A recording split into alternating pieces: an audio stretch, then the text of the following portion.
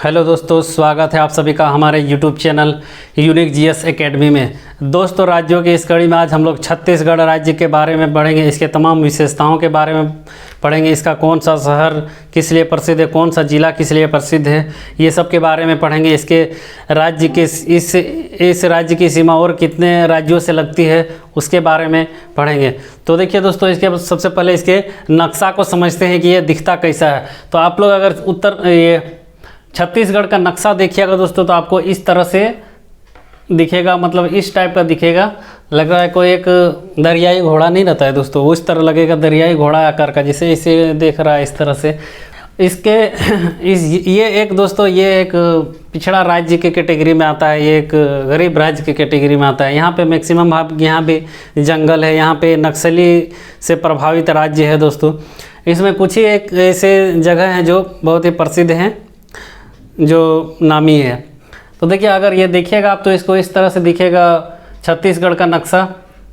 छत्तीसगढ़ पहले राज्य नहीं था दोस्तों, ये पहले छत्तीसगढ़ और मध्य प्रदेश दोनों एक ही थे। 1 नवंबर 2000 ईस्वी को छत्तीसगढ़ को अलग कर दिया गया मध्य प्रदेश से, और इसका एक राज्य का गठन कर दिया छत्तीसगढ़ का। ठीक है, छत्तीसगढ़ अलग किससे हुआ? मध्य प्रदेश से। कब? 1 नवंबर 2000 ईस्वी को ये राज्य बनाना। 2000 ईस्वी में तीन राज्य अलग हुए थे दोस्तों। देखिए, उत्तर प्रदेश से उत्तराखंड, बिहार से झारखंड और मध्य प्रदेश से छत्तीसगढ़। तो ये 1 नवंबर 2000 को ये इसको अलग कर दिया गया। इसकी सीमा भारत के 5 राज्यों से लगती है दोस्तों, 6 राज्यों से लगती है। इसकी सीमा 6 राज्यों से लगती है। देखिए, सबसे पहले उत्तर प्रदेश, जैसे जो नाम एक जैसा लगेगा उसको करेंगे ताकि आप लोग को आसानी हो कि कौन कौन सा राज्य इसके सीमा से सटते हैं। तो देखिए, अगर आप देखिएगा यहाँ पे तो क्या आ गया? उत्तर प्रदेश इस साइड में आपका उत्तरी भाग में, इधर उत्तर प्रदेश, इधर मध्य प्रदेश, महाराष्ट्र। उत्तर प्रदेश मध्य प्रदेश है ना, प्रदेश वाला देखिए। उसके बाद ताकि आसानी से याद होता चलेगा इसके अगल बगल कौन सा राज्य है, कौन सा राज्य से इसकी सीमा सटती है। तो उत्तर प्रदेश, मध्य प्रदेश, महाराष्ट्र। उत्तर प्रदेश, मध्य प्रदेश, महाराष्ट्र, ये तेलंगाना स्टेट। TS मतलब तेलंगाना। ठीक है, तेलंगाना, ओडिशा और झारखंड। तेलंगाना, ओडिशा, झारखंड, ये 6 राज्यों से इसकी सीमा लगती है। ये छत्तीसगढ़ को दोस्तों धान का कटोरा कहा जाता है। छत्तीसगढ़ को धान का कटोरा कहा जाता है। यहाँ पे एक मान्यता है, मतलब यहाँ पे ऐसा ग्रामीण इलाका है, ज़्यादातर 80% लोग यहाँ के गाँव में रहते हैं। छत्तीसगढ़ के 80% आदमी, 80% लोग यहाँ गाँव में रहते हैं और 20% लोग ही यहाँ पे शहर में रहते हैं। ठीक है, तो ये सब धान को देवता के रूप में देखते हैं दोस्तों, इसीलिए इसको धान का कटोरा कहा जाता है। कौन सा राज्य को धान का कटोरा कहा जाता है?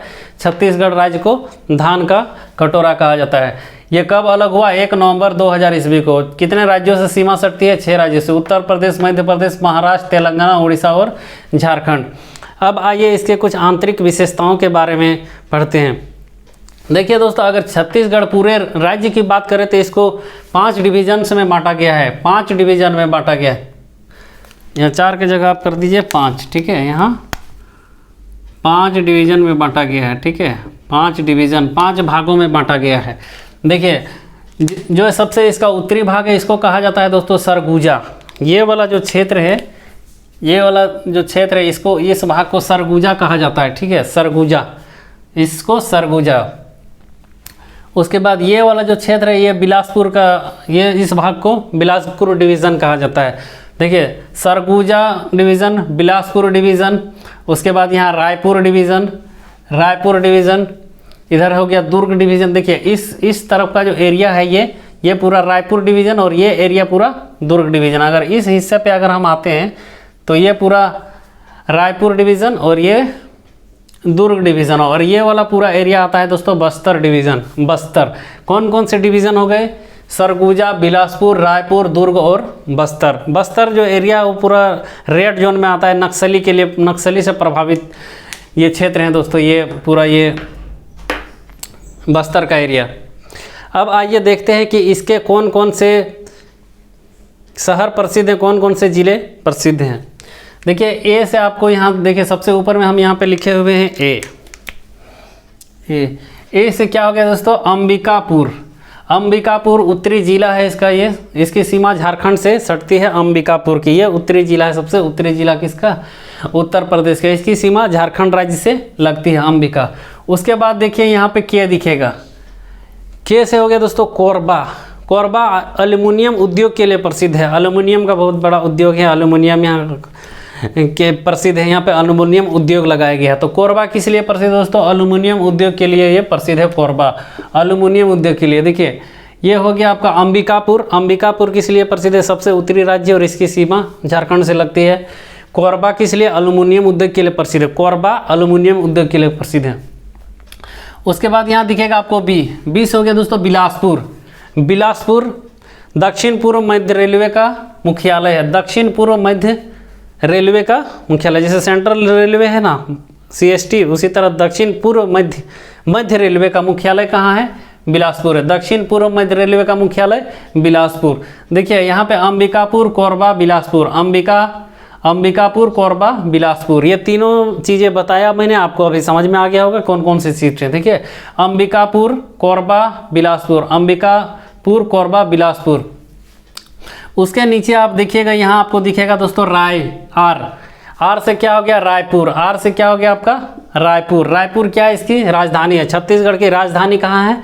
रायपुर। छत्तीसगढ़ की राजधानी रायपुर।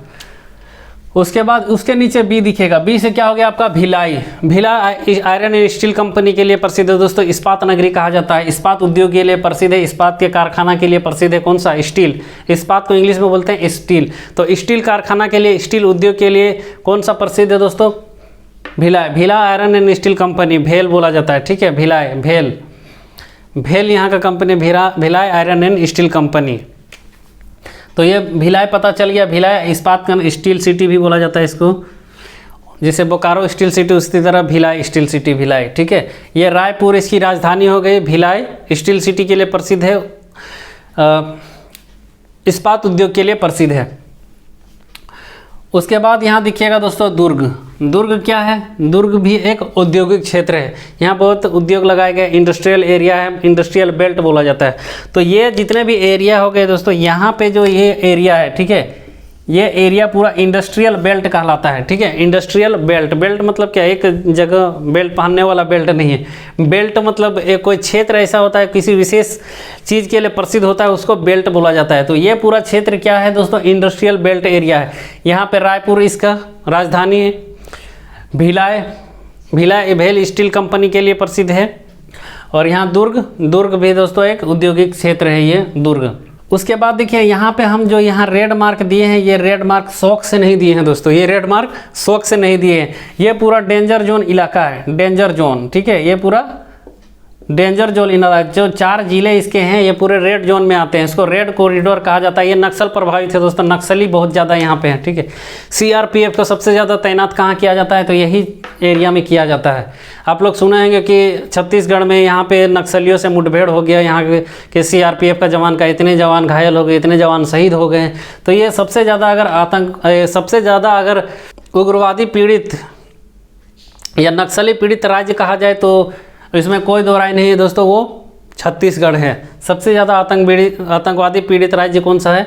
छत्तीसगढ़, ठीक है। देखिए इसमें कौन कौन से जिला आते हैं, इसको इस पूरे एरिया को क्या कहा जाता है? रेड कॉरिडोर कहा जाता है, नक्सल क्षेत्र। इसमें 4 जिले आते हैं। देखिए के हो गया, सबसे पहले यहाँ पे लिखे होंगे के से हो गया कांकेर जिला, के से कांकेर, कंकड़ नहीं, कांकेर, ठीक है। जे से हो गया जगदलपुर, जे से जगदलपुर। देखिए कौन कौन से जिला? कांकेर, जगदलपुर। उसके बाद डी यहाँ पे हो गया, डी से क्या हो गया? दंतेवाड़ा, डी से दंतेवाड़ा। और एस से यहाँ पे क्या हो गया? सुकमा, ठीक है, सुकमा। कौन सा? कांगेर, जगदलपुर, दंतेवाड़ा, सुकमा। कांगेर, जगदलपुर, दंतेवाड़ा, सुकमा। कांगेर, जगदलपुर, दंतेवाड़ा, सुकमा। ये रेड कॉरिडोर में आता है दोस्तों, रेड जोन में आता है, रेड कॉरिडोर कहा जाता है। नक्सली प्रभावित सबसे ज़्यादा है। यहाँ पे आबादी भी बहुत कम है दोस्तों, ये पूरा जंगल वाला इलाका है, जंगली क्षेत्र है, ये पूरा जंगल है, ठीक है। तो ये रेड जोन में कितने जिले आते हैं? इसके 4 जिले आते हैं, कांकेर, जगदलपुर, दंतेवाड़ा और सुकमा। देखिए ये थे इसके कुछ प्रमुख विशेषताएं। देखिए यहाँ पे क्या हो गया? ये अंबिकापुर, ऐसे अंबिकापुर किस लिए प्रसिद्ध है? यहाँ का सबसे उत्तरी जिला और इसकी सीमा झारखंड राज्य से लगती है। के से क्या हो गया? कोरबा किस लिए प्रसिद्ध है? एल्युमिनियम उद्योग के लिए प्रसिद्ध है, एल्युमिनियम के कारखानों के लिए प्रसिद्ध है कोरबा। बी से क्या हो गया? बिलासपुर दक्षिण मध्य रेलवे का मुख्यालय, दक्षिण मध्य रेलवे का दक्षिण पूर्व मध्य रेलवे का मुख्यालय, दक्षिण पूर्व मध्य रेलवे का मुख्यालय। उसके बाद ये इंडस्ट्रियल बेल्ट में कौन से आते हैं दोस्तों, ये रायपुर, इसकी राजधानी, भिलाई स्टील प्लांट के लिए, स्टील उद्योग के लिए प्रसिद्ध है। यहाँ पे दुर्ग एक औद्योगिक क्षेत्र है, इंडस्ट्रियल बेल्ट है। उसके बाद ये रेड जोन में, रेड कॉरिडोर में आते हैं कौन कौन सा, ये कांगेर, जगदलपुर, दंतेवाड़ा, सुकमा, कांगेर, जगदलपुर, दंतेवाड़ा, सुकमा। देखिए दोस्तों, इसके अगर इस हिस्सा में आप आइएगा, ये वाला जो नक्सली बेल्ट है, यहाँ जो जंगल वाला, यहाँ पे एक पर्वत है दोस्तों, यहाँ पे एक पर्वत है, याद रख लीजिएगा आप, दंडकारण्य पर्वत श्रृंखला है ना, दंडकारण्य पर्वत श्रृंखला, ठीक है। कौन से पर्वत के लिए प्रसिद्ध है ये, दंडकारण्य पर्वत श्रृंखला, ठीक है। यहाँ पे जब बांग्लादेशी सब शरणार्थी लोग जब भारत आ रहे थे तो उन लोग को यहीं पे बसाया गया था, ये दंडकारण्य क्षेत्र में, ठीक है। दंडकारण्य एरिया में एक पूछा जाता है कि दंडकारण्य प्रोजेक्ट क्या है, तो ये दंडकारण्य प्रोजेक्ट वो है, किसको कहा जाता है, जब बांग्लादेशी शरणार्थी भारत में आए थे तो उन लोग को कौन सा जगह दिया गया, तो ये दंडकारण्य का एरिया दिया गया था उन लोग को रहने के लिए। तो ये थी दोस्तों ये थी छत्तीसगढ़ की प्रमुख विशेषताएं। आप इसका स्क्रीनशॉट ले लीजिए। आई होप दोस्तों आप लोगों ने स्क्रीनशॉट ले लिया होगा और छत्तीसगढ़ राज्य के बारे में बहुत ही आसानी से आपको समझ में आ गया होगा, और इसकी कितने सीमा लगती है, कौन इसको धान का कटोरा कहा जाता है, ये सब कुछ आपको समझ में आ गया होगा। थैंक यू दोस्तों।